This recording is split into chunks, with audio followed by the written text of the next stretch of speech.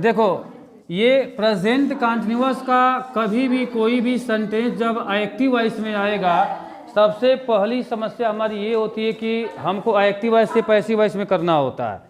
तो सबसे पहली समस्या ये होती है कि जो सेंटेंस आया है उसको हमको पहचानना पड़ता है कि वह सेंटेंस किस टेंस में है। तो प्रेजेंट कंटिन्यूअस जब आएगा तो देखो पहली चीज़ समझ लो कि प्रेजेंट कंटिन्यूअस की एक्टिव वॉइस की जो सहायक क्रिया होती है, ये सहायक क्रिया होती कौन है?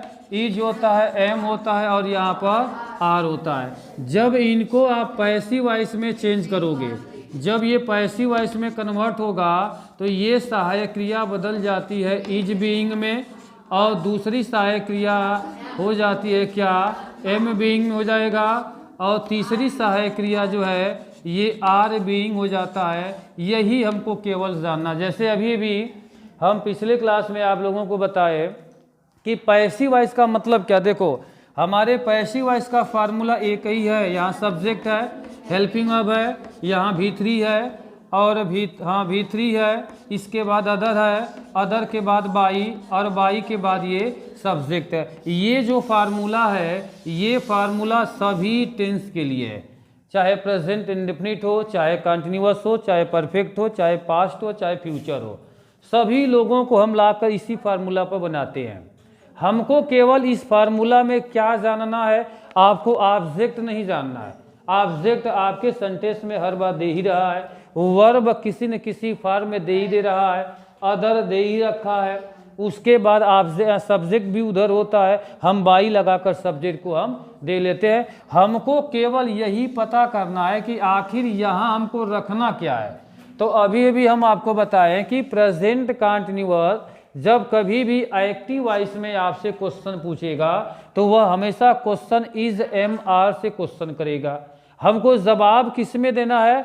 इज में बीइंग लगा देना है, एम में बीइंग लगा देना है और आर में बीइंग लगा देना है। समझ में आ गया ना? यानी प्रेजेंट कंटिन्यूअस को जब हम पैसिव वॉइस में बदलते हैं तो जो उसकी सहायक क्रिया है उसी सहायक क्रिया में बीइंग को ऐड कर देते हैं, तो वही सहायक क्रिया कन्वर्ट हो जाती है किसमें?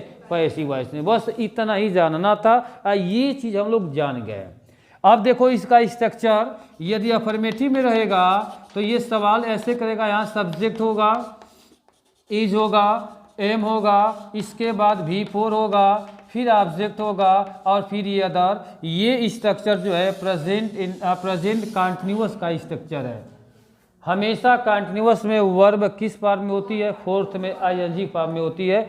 इसको बदलना है किसमें? पैसिव वॉइस में। इसमें से देखो ऑब्जेक्ट हम बाहर कर दिए और जो इसकी सहायक क्रिया है उसी सहायक क्रिया में हम ऐड किए हैं क्या? बीइंग लगा देंगे तो हमारा सेंटेंस पैसिव वॉइस में हो गया। यानी यहाँ आपको क्या रखना है? इज बीइंग, चाहे एम बीइंग, चाहे आर बीइंग को लगा दोगे तो हमारा सेंटेंस जो है पैसिव वॉइस में बदल जाएगा। सभी लोगों को समझ में आ गया ना?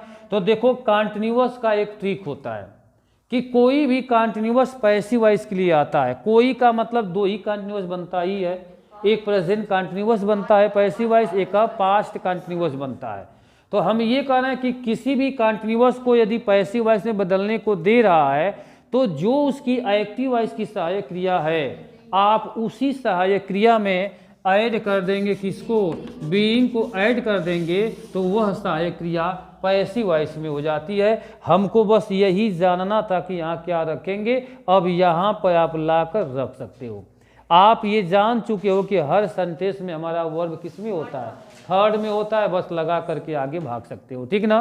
तो आइए क्वेश्चन लेते हैं, थोड़ा ध्यान से समझिएगा। जैसे क्वेश्चन यहाँ पर है कि I am reading a book है।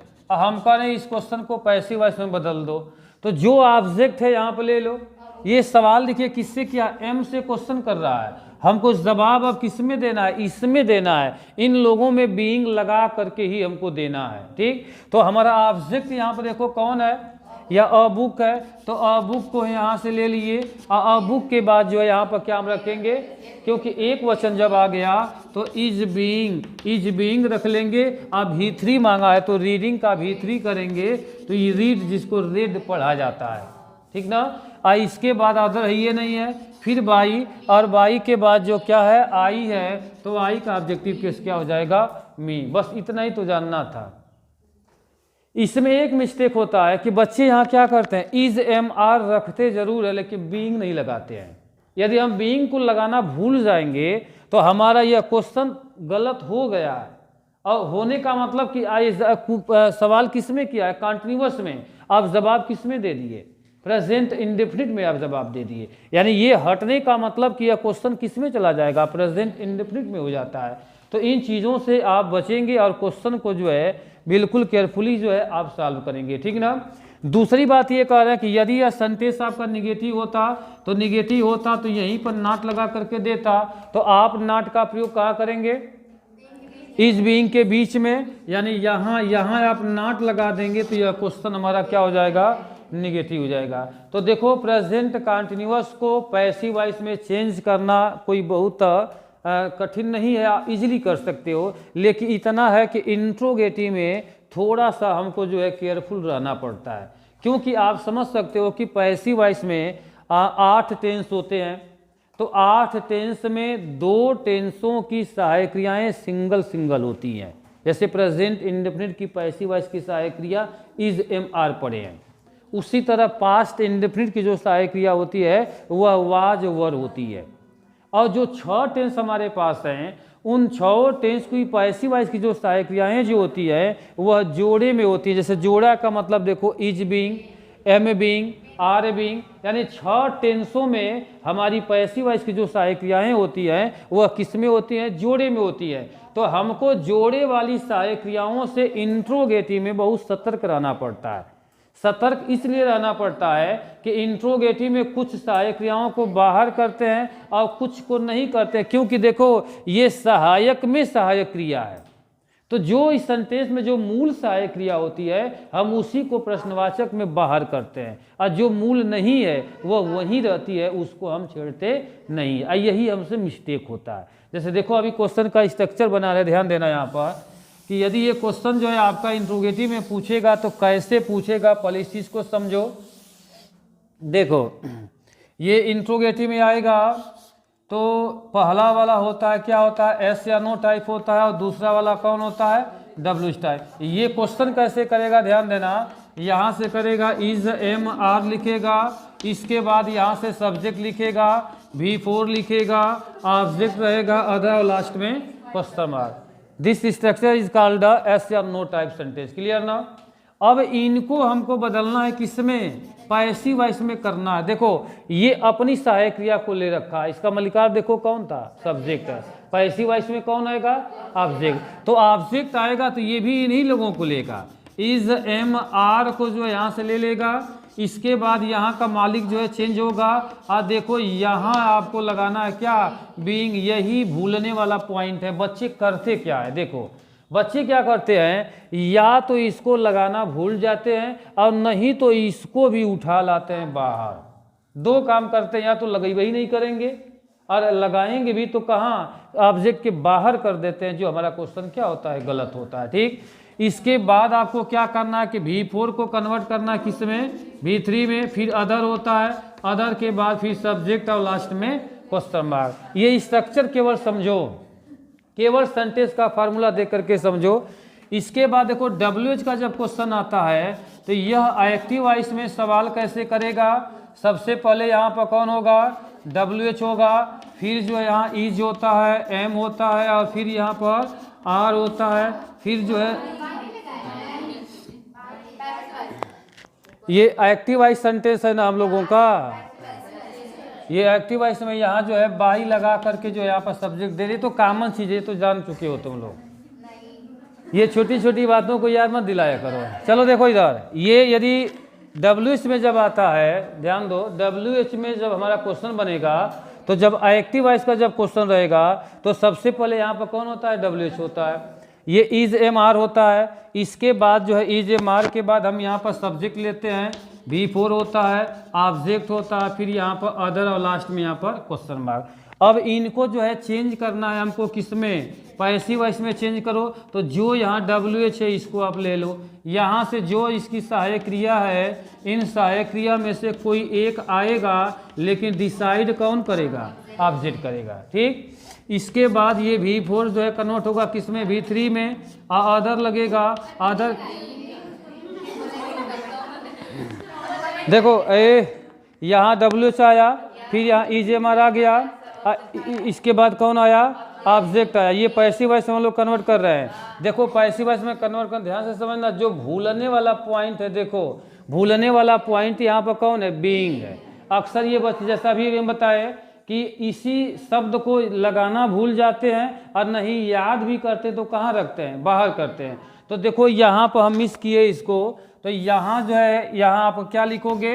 बीइंग जो है कर दोगे, बीइंग के बाद जो है यहाँ पर क्या करोगे? V3, फिर अदर, अदर के बाद जो है यहाँ पर क्या लगाओगे? बाई, और बाई के बाद यहाँ पर क्या होगा? सब्जेक्ट, और लास्ट में ये भी लोग भूल जाते हैं, क्वेश्चन मार्क भी लोग लगाना भूल जाते हैं, तो उसी से ही पूरा क्वेश्चन आपका क्या होता है? गलत हो जाता है। तो देखो इसमें क्या है, ध्यान से समझ लेना, इन दोनों फार्मूला में देखो, इस फार्मूला में यानी इसमें देखो और इसमें देखो, आप बीइंग कहाँ रखे हो? दोनों में देख लो, दोनों में बीइंग कहाँ है? ऑब्जेक्ट के बाद ही है, तो हमेशा बाद ही रहेगा। इसी फार्मूले पर हम प्रेजेंट कंटिन्यूअस को जो है सॉल्व करते हैं। और प्रेजेंट कंटिन्यूअस में WH में आपको पता है कि हु भी होता है, और हु स्पेशली अपना फार्मूला लेकर पहले ही से खड़ा है कि हम इन पर नहीं बनेंगे, है ना, व्यक्तिगत वह अपना काम कराता है। तो आइए हु का जो फार्मूला होता है थोड़ा उसको हम देखते हैं, ध्यान से समझना इसको, क्योंकि ज़्यादातर एग्जामों में हु से ही ज़्यादातर क्वेश्चन जो है पूछा जाता है, और वही जो है क्वेश्चन जो है लोग गलत भी करते हैं। देखो यदि हमारा क्वेश्चन हु से यदि एक्टिव वॉइस में आएगा तो ये कैसे बनेगा? देखो यहाँ हु होगा, हु के बाद यहाँ कौन होगा? इज MR, जबकि हम बताए ना कि हु के बाद जब भी आपको सहायक क्रिया देना होता है तो किसको देते हो? एक वचन। हम भले ही तीनों को लिखे, लेकिन ये तीनों में से ये दोनों कभी दिखेंगे नहीं, हमेशा कौन दिखेगा? इज दिखेगा। ठीक, इसके बाद यहाँ V4 होता है, फिर ऑब्जेक्ट होता है, फिर अदर, लास्ट में क्वेश्चन मार्क। अब हम कह रहे हैं इनको बदल दो, किस में? पैसिव वॉइस में चेंज करो। अब हु के जगह पर हम लोग यहाँ पर क्या लिखेंगे?